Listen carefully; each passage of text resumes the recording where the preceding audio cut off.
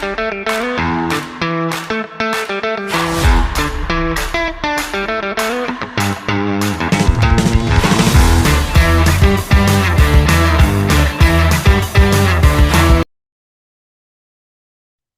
akan menjelaskan tentang teori kuantum.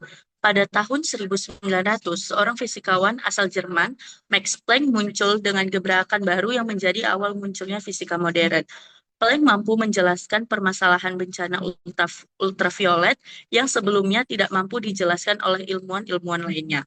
Menurut Planck, radiasi elektromagnetik yang dipancarkan suatu benda terbagi-bagi atau diskret ke dalam paket-paket energi yang disebut kuantum. Besarnya energi ini bergantung pada besarnya frekuensi gelombang elektromagnetik. Planck menjelaskan teorinya ini dengan rumus matematika, yaitu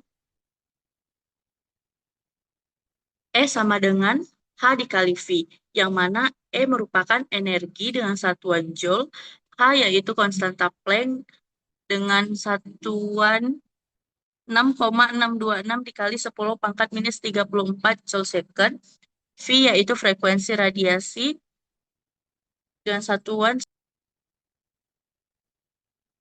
E sama dengan H dikali V, yang mana E merupakan energi dengan satuan Joule, H yaitu konstanta Planck dengan ketetapan 6 dikali 626 dikali 10 pangkat minus 34 Joule second, V yaitu frekuensi radiasi. Teori Planck ini mampu menjelaskan bencana ultraviolet. Hasil perhitungan dengan persamaan Planck ini ternyata sama dengan hasil eksperimen sebelumnya. Mereka menunjukkan grafik pengamatan benda hitam dengan pola yang sama. Atas penemuannya ini, Max Planck mendapatkan penghargaan Nobel Fisika pada tahun 1918. Teori Planck kemudian lebih dikenal sebagai teori kuantum dan mengawali peralihan fisika klasik menuju fisika modern. Teori Planck juga menginspirasi banyak ilmuwan terhadap berbagai pandangan baru, salah satunya mengenal cahaya. Selanjutnya akan dijelaskan oleh teman saya.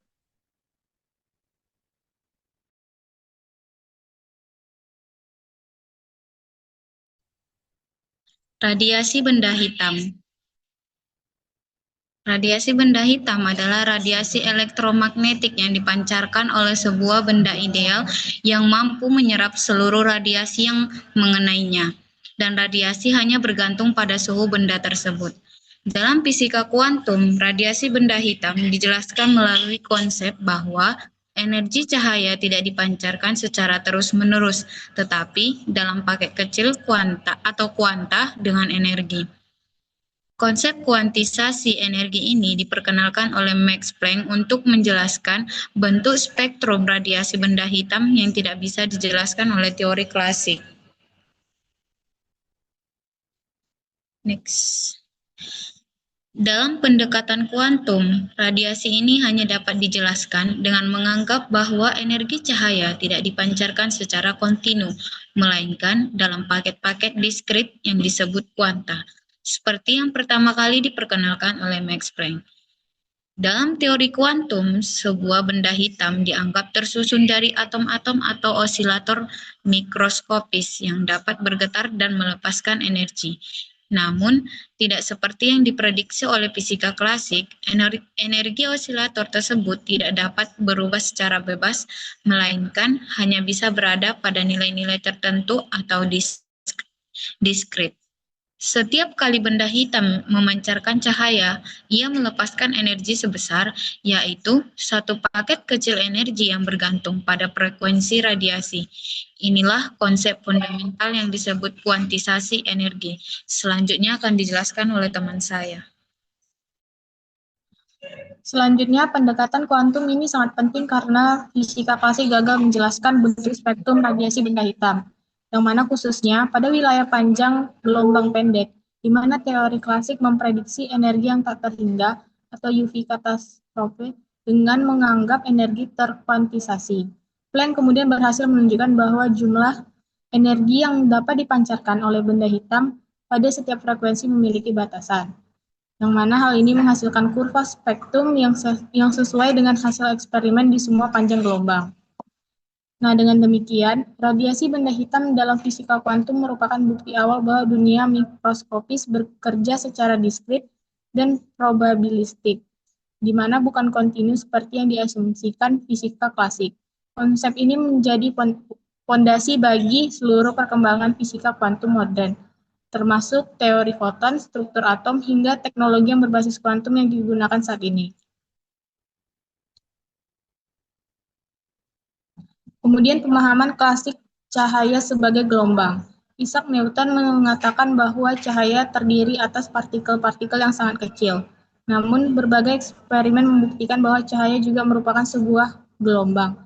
Salah satu eksperimen yang membuktikan bahwa cahaya merupakan gelombang adalah eksperimen celah ganda yang dilakukan oleh Thomas Young pada tahun 1801, di mana Young menutup jendela di suatu ruangan gelap dan hanya membuka satu celah kecil yang menjadi sumber cahaya tunggal. Di depan cahaya tersebut diletakkan dua celah tipis yang berdekatan. Kemudian cahaya dari celah ganda tersebut kemudian diamati melalui sebuah layar. Selanjutnya akan dijelaskan oleh teman saya. Menurut teori Newton, hanya akan ada dua titik terang yang terlihat di layar karena partikel bergerak lurus melalui dua celah yang ada. Namun, yang terbentuk di layar adalah pola gelap terang. Pola gelap terang ini muncul karena adanya fenomena interferensi yang dihasilkan oleh gelombang. Bagian gelombang muncul ketika gelombang cahaya dari kedua celah saling meniadakan, dan bagian terang muncul ketika keduanya saling menguatkan.